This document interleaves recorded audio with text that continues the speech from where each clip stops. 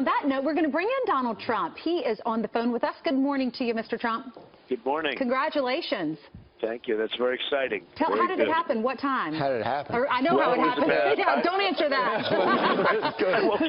We won't get into the details, but it was about probably 2 o'clock yesterday afternoon, and it was very exciting. On Easter, so we have an Easter baby, which is beautiful.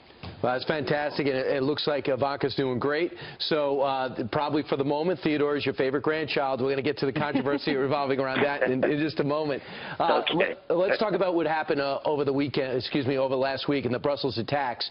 Ray Kelly is one of the people who says this is the wake-up call for Belgium and for Europe. They never got it together like we did after 2001. Do you agree?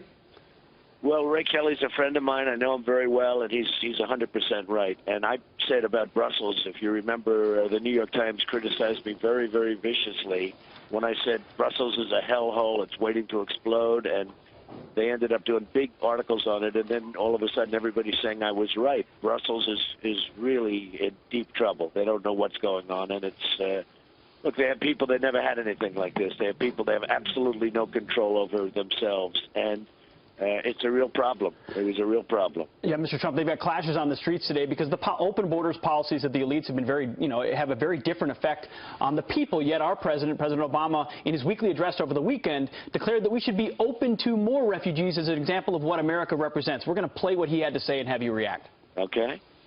As we move forward in this fight, we have to wield another weapon alongside our airstrikes, our military, and our counterterrorism work, and our diplomacy. And that's the power of our example. Our openness to refugees fleeing ISIL's violence. Our determination to win the battle against ISIL's hateful and violent propaganda, a distorted view of Islam that aims to radicalize young Muslims to their cause. Now, he would probably say you have a distorted view of Islam or radical Islam. What do you say to what he had to say? I'll tell you what I say. I can't even believe that he's saying it. It's inconceivable that he's saying it. Open borders. Everything he said there is absolutely, you would almost say it's disgraceful. You can't even imagine that a man could make those statements, especially a president of this country. We need protection. We need borders. We need on the southern border, we need the wall, and the wall's going to get built. And Mexico's going to pay for the wall, by the way, just in case anybody has any questions. And it is disgraceful that he could say this, and especially when he talks about coming in from the Middle East, frankly, even more so, where they're undocumented. We have no idea where they come from. We have no idea who they are. And you saw what, a few months ago in California, you saw what 2 radicalized young people could do. The 2 people got married, killed their co-workers. San Bernardino. It is just insane what this man is saying. You know, what's interesting is John Kerry was all over the networks over the weekend. He was saying that the Republican candidates, including you, are the embarrassment. Let's listen to this and get your reaction. Every leader I meet, they ask about what is happening in America. They cannot believe it. I think it is fair to say that they're shocked. They don't know where it's taking the United States of America. It upsets people's sense of equilibrium about our steadiness, about our reliability. And to some degree, I must say to you, some of the questions, the way they're posed to me, it's clear to me that what's happening is an embarrassment to our country. Your reaction? Well, I'm shocked by him. And I'm shocked that he would sign a deal like the Iran deal, which is one of the worst and dumbest deals I've ever seen negotiated. A horrible, horrible embarrassment deal. I'm shocked by his policy of open door. I'm shocked by just about everything that he's done and everything that President Obama has done.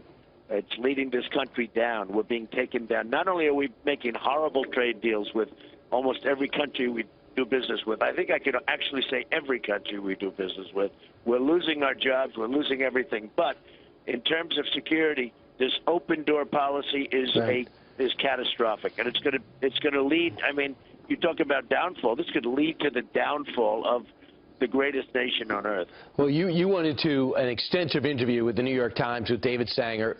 And first off, do you think you were treated fairly in that interview as you saw the write-up after your 90-minute conversation?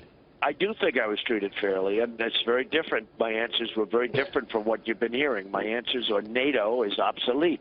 We're spending too much money on NATO. We're paying the lion's share. We're spending tremendous amounts of money on something that was many, many decades ago, and the world has changed. It's a different place. There's no emphasis on terror with NATO, and frankly, if there is, you need different countries because it involves different countries.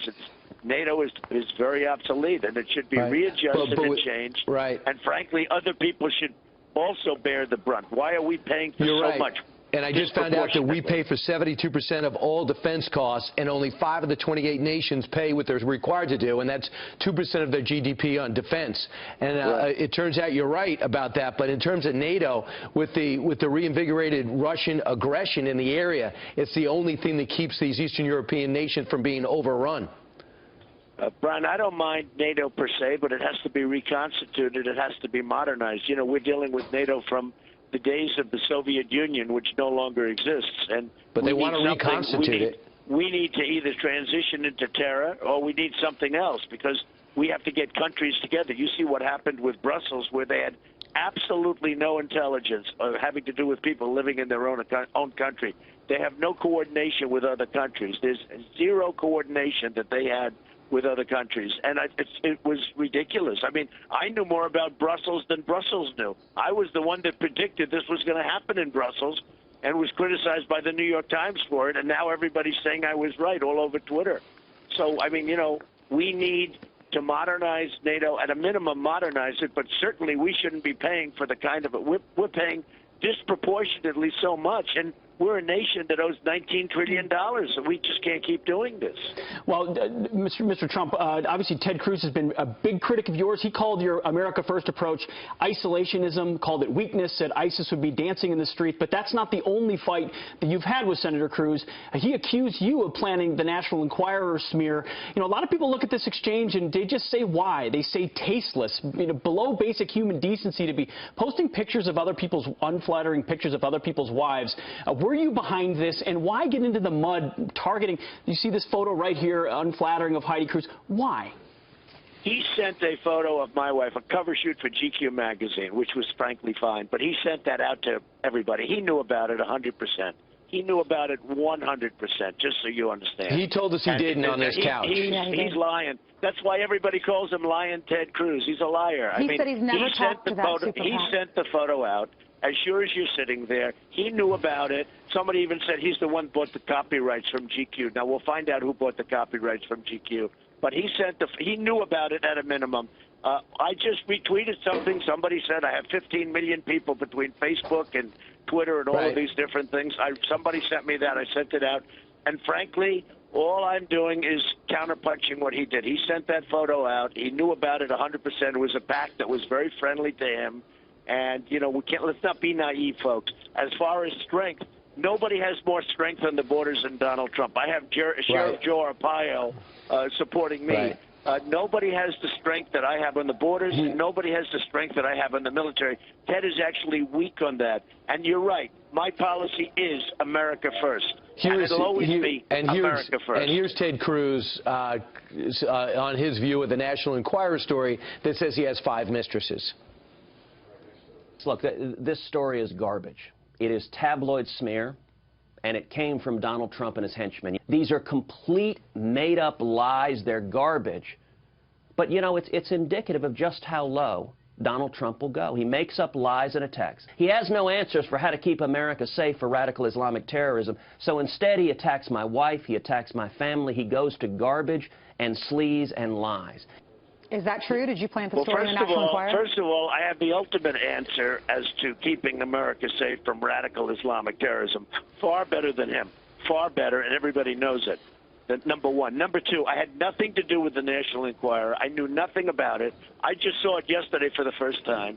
What happens is it seems like the Daily Beast, no friends of mine, wrote a story that Marco Rubio was behind it, and it was a pretty conclusive story that Marco Rubio's been peddling that story for a long time. I knew nothing about it. I know nothing about it. I have no idea whether or not it's true, but it's likely he should try and blame me because he's losing by a lot. I mean, I have many, many more delegates than him. I have millions of more votes than him in the primary. He's losing by a lot, so he's not going to blame Rubio because Rubio's out. And we only have 30 seconds. I just want to tell you, I had nothing to do with that story. Right. Absolutely zero. All right. Unfortunately, we're out of time. Well, you're saying he's weak. He's saying you're weak. Will you debate Senator Cruz on the issues as opposed to the wives stuff? I'm saying that Ted Cruz has made this up because he needs it politically because he's losing so badly. It's very easy, and he's doing very badly, and he's choking, and he's making things up. He's bringing them out. I had nothing to do with the National Enquirer story, and frankly, I hope it's not true because it's pretty bad. I hope it's not true. All right. Donald Trump. Thank you. Congratulations on being a grandfather. Again, thank you very much. Thank you.